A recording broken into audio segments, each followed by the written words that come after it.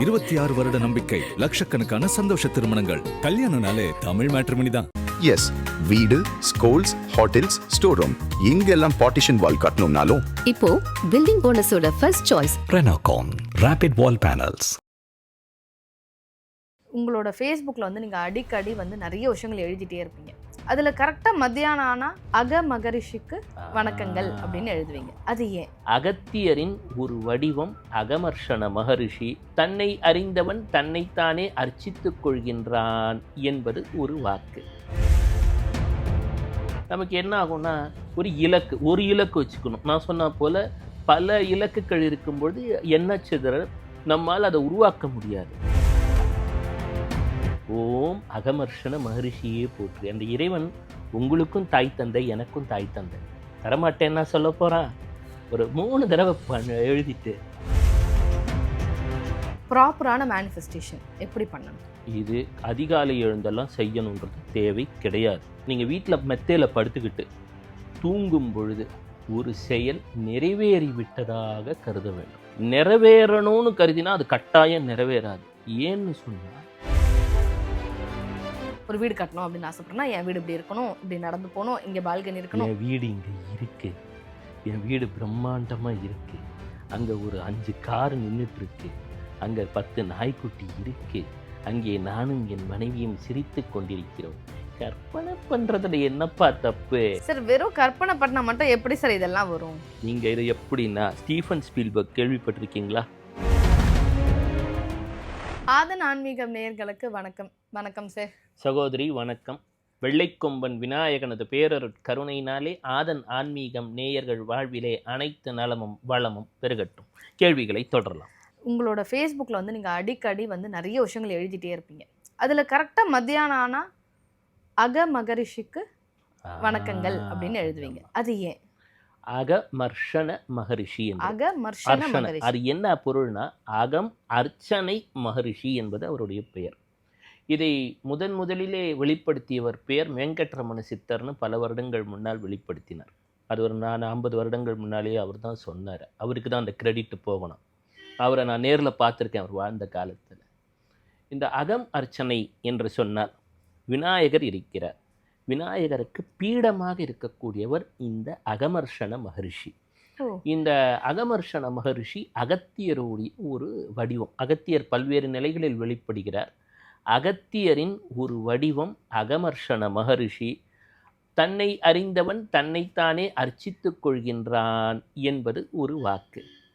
மதியம் 12 மணிலேருந்து 1 மணிக்குள்ள நம்ம இந்த அபிஜித் நட்சத்திரம் அது இதெல்லாம் சொல்கிறோம். ஆப்டிமல் பாயிண்டில் சூரியன் இருக்கக்கூடிய நேரம். அப்போது சூரியன் தனது ஆப்டிமத்தில் இருக்கும் பொழுது நமக்குள்ளேயே அந்த ஒர்க் பண்ணணுன்ற அந்த எனர்ஜி அதிகமாக இருக்கக்கூடிய ஒரு தன்மை உண்டு. இப்போ அகமர்ஷண மகரிஷி அப்பொழுது நினைக்கும் பொழுது நமக்கு என்ன ஆகும்னா, ஒரு இலக்கு வச்சுக்கணும். நான் சொன்ன போல் பல இலக்குகள் இருக்கும்பொழுது என்ன சிதறல், நம்மால் அதை உருவாக்க முடியாது. நாம் எதையெல்லாம் வாழ்விலே உருவாக்கி இருக்கிறோமோ அதெல்லாம் நமக்கு உள்ளாரே இருக்கக்கூடிய அந்த இறை பரம்பொருள் தான் உருவாக்கி தந்திருக்கிறது. புறத்திலே இருப்பது இங்கேயும் இருக்குது. அப்போ என்ன ஆகும், ஒரு நிமிஷம் நமக்குள்ளார இருக்கக்கூடிய அந்த அகமர்ஷண மகரிஷியை நினைத்து நமக்குள்ளேயும் சிவபெருமான் இருக்கான்றதை உணர்ந்து ஒரு 3 தடவை அவரோட பெயரை சொல்லி, நான் அகமர்ஷண மகரிஷிக்கு ஜெயின்வேன், நீங்கள் அகமர்ஷண மகரிஷியே போற்றுன்னு சொல்லலாம். எப்படியோ ஒரு விதத்தில் நினச்சேன், இது வரைக்கும் நான் நல்லா தான் இருக்கேன். என்னென்னா, நிறைய பேர் என்ன நினைக்கிறோம், நம்ம இனிமே நல்லா இருக்க போகிறோம்னு நினைக்கிறோம். அதுவே தவறான ஒரு எண்ணம். இது வரைக்கும் இன்றைக்கி காத்தாலேருந்து மூச்சு விட்டுட்டு இருக்கோம்ல, இப்போ பேசிகிட்டு இருக்கோம்ல, கேட்டுட்டு இருக்கோம்ல, சாப்பிட்டுட்டோம்ல, இதுவுமே நல்லா இருக்கிறதுக்கான ஒரு இதுதான். நான் நல்லா இருக்கேன், நான் மகிழ்ச்சியாக இருக்கேன். நீங்களே சொல்லிக்க வேண்டியதான். மனசுக்குள்ளே நினச்சிக்கிட்டு உங்களை நீங்கள் அர்ச்சனை பண்ணிக்கிறீங்க. பண்ணிட்டு 3 தடவை சொல்லிவிட்டு, எனக்கு வாழ்விலே ஒரு நல்ல ஒரு இலக்கு, அது எவ்வளோ வேணாலும் இருக்கட்டுமே, ஒரு பெரிய தொகையாக இருக்கலாம், ஒரு நல்ல வேலையாக இருக்கலாம். இறைவனுக்கு வந்து நல்லது எல்லாமே சாத்தியம்தான். இது நடக்கும் நடக்காதுன்றதெல்லாம் அவனுக்கு நம்ம கட்டம்லாம் தேவையில்லை. நம் கட்டங்களை மீறி நம் திட்டங்களை செயல்படுத்தக்கூடிய ஆற்றல் இறைவனிடத்தில் உண்டு. இதை முழுமையாக நம்பிடணும். எனக்கு இதை நிறைவேற்றித்தான் அப்படின்னு தினமுமே நினைக்கும் பொழுது அது நம் வாழ்க்கையிலே நடக்க துவங்கும். பலர் நம்ம வீட்டு பட்ஜெட் எழுதும்போது ஒரு பிள்ளையார் சொல்லி ஒரு கீழக்கோடு எடுத்த உடனே வரவுன்னு ஒரு வார்த்தை எழுதுவோம். நாம் எடுத்த உடனே அந்த மாசக்கணக்கு எழுதும் பொழுதே அது பற்றாக்குறை கணக்காகவே இருந்துட்டு போட்டுமே, வரவு சர்க்கரை ஏதோ ஒரு நல்ல ஒரு விஷயத்தை எழுதி ஒரு ரூபான்னு எழுதி வைங்களேன், அந்த கணக்கு நேர்மறையாக மாற துவங்கிவிடும். உலகத்தில் நம்ம எதையெல்லாம் பார்த்துட்டு இருக்கோமோ அதெல்லாம் வெறும் எண்ணங்களின் தொகுப்பு தான். எதில் நம்ம முயற்சியால் கிடைத்ததா அப்படின்னு பார்த்தா ஒன்றும் கிடையாது.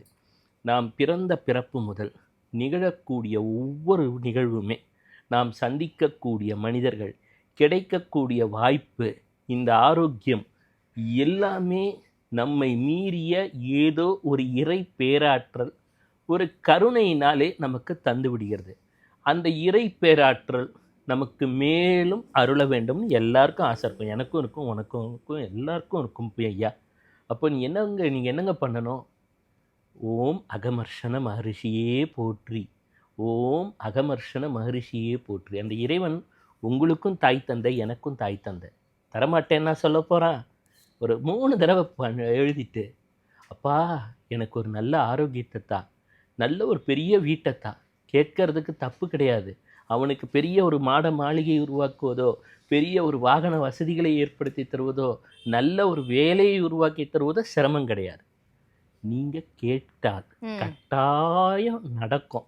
நடந்துச்சானா எனக்கு நடந்துச்சு, உங்களுக்கு நடக்க போகுது, அதனால தான் கேட்டுட்டு இருக்கீங்க. Okay sir. ஓகே சார், எனக்கு ஒரு சில சந்தேகங்கள் எல்லாமே இருக்கு. இப்போ நம்ம இறைவன்கிட்ட கேட்குறோம், இது நம்ம நாட்டுக்கு சரி, அயல் நாட்டில் இதையே தான் மேனிஃபெஸ்டேஷன்னு சொல்லுவாங்க. இப்போ நான் இங்கே கேட்குறதும் அவங்க அங்கே மேனிஃபெஸ்ட் பண்ணுறதும் ஒன்று தானா? அதேதாம்மா.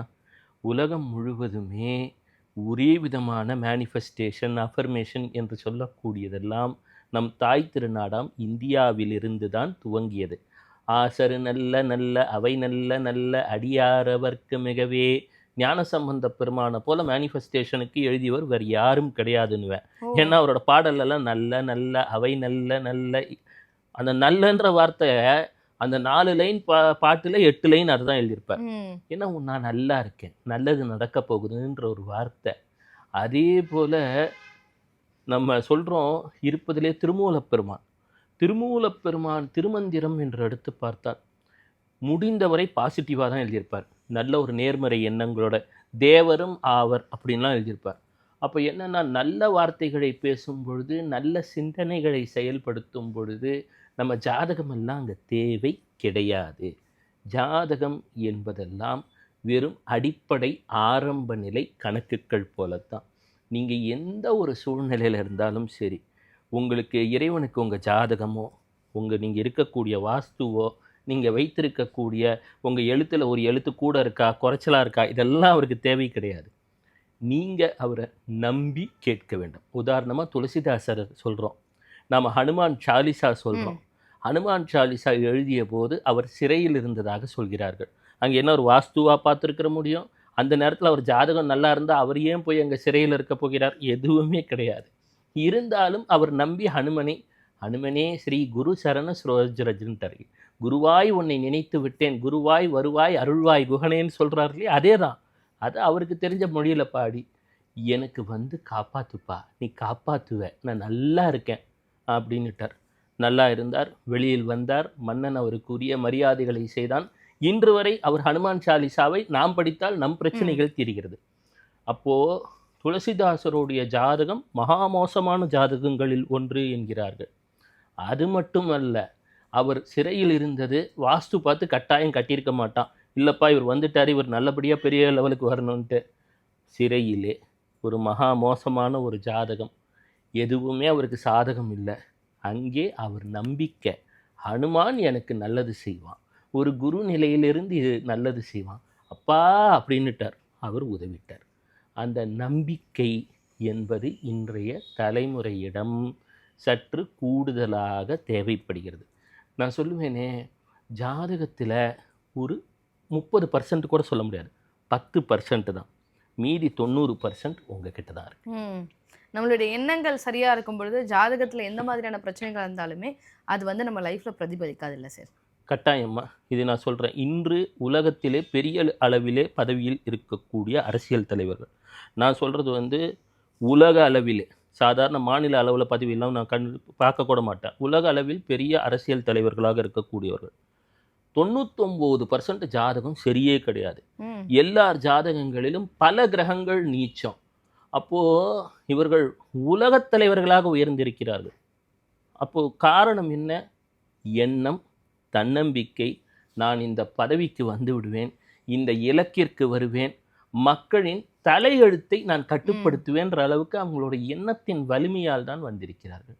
எனினும் எத்தனை பேர் சிறப்பான ஜாதகங்கள், பல கிரகங்கள் உச்சம், இந்த பஞ்ச மகா யோகங்கள் இதெல்லாம் இருக்கக்கூடிய எத்தனையோ அரசியல் தலைவர்கள்லாம் பார்த்துருக்கேன். நல்ல குடும்பத்தில் வந்து பேக்கிங் இருக்கும், ஹெவி பேக்கிங் இருக்கும். நீ வந்து வேலைக்கே இங்கே வர வேண்டாங்கன்னா நாங்கள் சப்போர்ட் பண்ணுறோம் அப்படின்னு நல்லா பேக்கிங் கொடுத்துருவாங்க. அதே போல் நிறைய படிப்பு இருக்கும். ஏதோ ஒரு காரணத்தினால ஒரு அளவுக்கு மேலே அரசியலில் முன்னேறி இருக்கவே மாட்டாங்க. நான் அப்போ தான் நினைப்பேன், பாரு, ஏன்னா இவங்களுக்கு எல்லா வசதிகளும் இயல்பாக கிடைத்து விட்டதுனாலே இவர்களுக்கு அந்த துறையில் போராடி முன்னேறக்கூடிய ஒரு சூழல் இல்லையோ. இதே சுமாரான ஜாதகங்கள் பெரிய அளவில் அரசியலில் பிரகாசம் செய்து விடுகின்றன. கலியுகத்தை பொறுத்த மட்டும், ஏன்னா ஜோதிடம் என்பதை நாம் உணர்ந்து கொள்ள வேண்டும். தேசம் காலம் பத்தியத்தி என்றெல்லாம் சொல்லுவார்கள். கலியுகத்தை பொறுத்த மட்டும் இது ராகுவின் காலகட்டம். இதன் கலியுகத்தின் லக்னம் மகரம். இங்கே முயற்சிக்குத்தான் வெற்றி. இங்கே உங்களுக்கு மோசமான ஜாதகம் என்பதுதான் வெற்றி பெறும். காரணம் என்ன? நான் முன்னேறணும்னு வாழ்க்கையில் ஜெயிச்சிடுவான். நிறைய பேருக்கு திருமணத்தில் பிரச்சனை இருக்குன்னு வச்சுக்கோங்க, அவனுக்கு சுக்கிரன் உச்சமாக இருக்கும். நிறைய பேர் சுக்கிரன் உச்சமாக இருந்தால் ரொம்ப அப்படியே வாழ்க்கையில் நலன் அப்படின்னு நினைக்கிறான். சுக்கிரன் உச்சமாக இருக்கிறவன் மேரேஜ் லைஃப்லலாம் ஒரு சரிவு இருக்கும், பணம் வரும், ஆனால் கஷ்டம் இருக்கும். இதே நீச்ச சுக்கிரன் இருக்கிறவன் லைஃப்பில் பக்காவாக செட்டில் ஆகிடுவான். பணமே இருக்காதே சார். அப்படின்னு இல்லைம்மா, படிப்படியாக முன்னேறணும்னு நினச்சா முன்னேறினவனை பார்த்து முன்னேறிடுவோம். எப்போவுமே நீச்ச கிரகங்களோ தோஷமோ இருந்தால் தைரியமாக இருங்கள். உங்களுக்கு வாழ்க்கையில் அந்த கொட்டி வாங்கி நீங்கள் பெரிய ஆளாகணும்னு நினச்சி கட்டாயம் பெரிய ஆளாகிடுவீங்க. உச்ச கிரகங்கள் இருந்தால் வீட்டிலே அந்த வசதி பேக்கப் எல்லாம் இருக்கும். ஆனால் அதுக்காக சோம்பேறியாக மட்டும் உட்காந்துடக்கூடாது. அந்த கம்ஃபர்ட் ஜோனில் இருக்கிறதுனாலேயே தோக்குறவங்கள பலரை நான் பார்த்துட்டேன். கண்டிப்பாக சார், கண்டிப்பாக. இப்போ நீங்கள் சொன்னீங்க, கஷ்டப்படுறவங்க எல்லாருமே ஒரு விஷயத்த இலக்காக நினச்சி அதையே நினச்சிட்டே இருக்காங்க. அது அவங்களுக்கு மேனிஃபெஸ்ட் ஆகுது, அது நடக்குது. இப்போ நான் என்ன கேட்குறேன்னா, ப்ராப்பரான மேனிஃபெஸ்டேஷன் எப்படி பண்ணணும்? ப்ராப்பரான மேனிஃபெஸ்டேஷன் அப்படின்னாமே ஒரே ஒரு இலக்கு தான் வைக்கணும். ஒன்று தான் வைக்கணும், நிறைய வைக்கக்கூடாது. ரெண்டாவது, இது அதிகாலை எழுந்தெல்லாம் செய்யணுன்றது தேவை கிடையாது. நிறைய பேர் சொல்லுவான், பிரம்ம முகூர்த்தத்தில் எந்திரிச்சு நீ அப்படியே குளிச்சுட்டு வெடிக்காத்தாலும் இந்த டயத்தில் இதே இடத்துல எழுந்துன்னா, இன்றைய காலகட்டத்திலே அவரவர் வேலைக்கு போகும் பொழுது சத்தியமாக அது இயலாது. வீட்டிலே குடும்ப பொறுப்பு இருக்கிறது, ராத்திரி எத்தனை மணிக்கு வருவீங்கன்னெலாம் உங்களுக்கு தெரியாது. மேனிஃபெஸ்டேஷன் செய்யும் பொழுது முடிந்தவரை கம்ஃபர்ட் ஜோனில் இருக்கணும். நீங்கள் வீட்டில் மெத்தையில் படுத்துக்கிட்டு தூங்கும் பொழுது ஒரு செயல் நிறைவேறிவிட்டதாக கருத வேண்டும். நிறைவேறணும்னு கருதினா அது கட்டாயம் நிறைவேறாது. ஏன்னு சொன்னால், உலகம் என்பது ஒரு கண்ணாடி. இதை நீங்கள் என்ன முகத்தை காட்ட போகிறீங்களோ அதுதான் பிரதிபலிக்க போகுது. இங்கே நீங்கள் உருவாக்குவதற்கு எதுவும் கிடையாது, எல்லாம் தானே உருவாகிவிட்டது. கடந்த காலம், எதிர்காலம் அனைத்தும் நிகழ்காலத்திலே தான் நடந்து கொண்டிருக்கு. இங்கே நீங்கள் ரொம்ப முயற்சி செஞ்சு நான் இத்தனை நாள் பண்ணாதான் இது நடக்குன்றதுக்கெல்லாம் ஒன்றும் கிடையாது. ஏனென்று சொன்னால், காலம் என்று சொல்லக்கூடியது கூட நம் கற்பனை, நாம் உருவாக்கக்கூடியது. நான் போன வருஷத்தில் ஒரு குறிப்பிட்ட தினத்தை சொல்லி அந்த தினத்தை பற்றி கேட்டால் நீங்கள் வெறும் கற்பனை தான் செய்ய போகிறீங்க, வெறும் எண்ணப்பதிவு தான். கடந்த காலம் என்று நீங்கள் சொல்லுவதும் வெறும் எண்ணப்பதிவு தான். வருங்காலம் என்று சொல்லக்கூடியதும் வெறும் எண்ணப்பதிவு தான். நிகழ்காலம் என்பது மட்டும்தான் நிஜம். இந்த நிகழ்காலத்தில் நீங்கள் நான் அதுவே கஷ்டப்பட்டு 48 நாள் உட்காந்தாதான் நடக்கும்லாம் கிடையாது. 4 செகண்ட் கூட போதும் ஒரு பொருளை உருவாக்குவதற்கு. ஏனென்று சொன்னால், பிரபஞ்சத்திற்கு நல்லதை தருவதற்கு எந்தவித கட்டுப்பாடுகளும் கிடையாது. எனினும் அது நிகழ்ந்து விட்டதாகவே கருத வேண்டும். நான் என் படித்த காலகட்டங்களிலெல்லாம் வெற்றிக்கு அது நடந்ததாகவே மனதிலே தினமும் ஒரு 10 நிமிடம் எங்கே கற்பனை பண்ணுவேன்னா, படுத்து தூங்கும்போது அப்படியே கற்பனை பண்ணிட்டு தான் தூங்குவேன். நீங்கள் தெரிஞ்சுக்கோங்களேன், ரொம்ப செடி கொடியெல்லாம் எப்போ வளருது? ராத்திரியில் தான் வளருது. அதுபோல் உங்கள் எண்ணங்களுடைய வலிமை எப்போ இருக்கும்னா இரவில் தான் அதிகம் வலிமை. பகலில் வந்து நம்ம செயலில் இருப்பதுனால நம்மளுடைய தர்க்க அறிவு வேலை செய்ய துவங்கி விடுகிறது. எங்கே தர்க்க அறிவு வேலை செய்ய துவங்குகிறதோ அப்பொழுது ஆழ்மனதிற்கான செயல்பாடு குறைந்து விடுகிறது. தர்க்க அறிவை விட ஆழ்மனதிற்குத்தான் ஆற்றல் அதிகம். அப்போ என்ன செய்யணும்? படுத்து தூங்குவதைப் போல. நீங்கள் நாராயணனை பார்த்திருப்பீர்கள். அவர் தூங்கிக்கிட்டே இருக்கிற மாதிரி தான் இருக்கும். நல்ல கம்ஃபர்ட் ஜோனில், நல்ல அந்த ஒரு பார்க்கடல், அது நீங்கள் யோசித்து பார்த்தீங்கன்னா நல்ல அந்த குஷன் பெட் மாதிரி படுத்துட்டு இருப்பார். அவர்கிட்ட மகாலட்சுமி தாயார் இருக்கிறார். பிரம்மா கிரியேட்டிவிட்டி இருக்கிறது. என்ன பொருள்னா, அவர் நல்ல உறக்க நிலையில் இருக்கும் பொழுது ஒரு மனிதன், அவன் நல்ல பாசிட்டிவான எண்ணங்களோடு இருக்கும் பொழுது செல்வம் சேர்ந்து விடுகிறது. அவன் நினைக்கக்கூடிய எண்ணங்கள் உருவாகி விடுகிறது. அதே இல்லை, நான் வந்து இதை கட்டாயப்படுத்தி நான் உக்காந்து, நான் இப்படி ஒரு ஆசனத்திலே உட்காந்து இந்த முத்திரையெல்லாம் பிடிச்சி 48 நாள் இந்த மந்திரத்தை சொல்லி தான் நடக்கும், நான் எதுவும் நடக்க போகிறது கிடையாது. இன்னைக்கு இருக்கவங்களுக்கு அது முடியவும் முடியாது. அதுவும் இந்த குறிப்பிட்ட ஆலயத்துக்கு குறிப்பிட்ட தினத்தில் போய், ஏனென்றால் நீங்கள் எதிர்பார்க்கக்கூடிய மாற்றம் உங்கள் வாழ்க்கையிலே, வெளியில் இல்லை. அப்போது ஏதோ ஒரு இடத்துக்கு போய் உக்காந்து ஏதோ ஒரு இடத்துல போய் நான் சாமியை கும்பிட்டாதான் உங்களுக்கு பலன் தருவேன்னா உங்களுக்குள்ளே அப்போ சாமி இல்லையா? இங்கேயும் தானே இருக்கார். இந்த மூச்சு காற்று தான் பிராணசக்தி. மகாலட்சுமி 2 கையில் 2 தாமரை வச்சுருக்கா. அது என்னென்னா இந்த மூச்சு காற்று. ஒவ்வொரு செகண்டும் அவள் பரிசாக அதை கொடுத்துட்டு இருக்கா. அதை சரியாக பயன்படுத்த தெரிஞ்சிட்டா. ஒன்று பயன்படுத்துறதுன்னா கண்ணை மூடுறீங்க, பரீட்சை பாஸ் ஆகிட்டேன்னு ஒரு 5 நிமிஷம் கற்பனை பண்ணுங்க, வேலை கிடச்சிருச்சுன்னு கற்பனை பண்ணுங்க.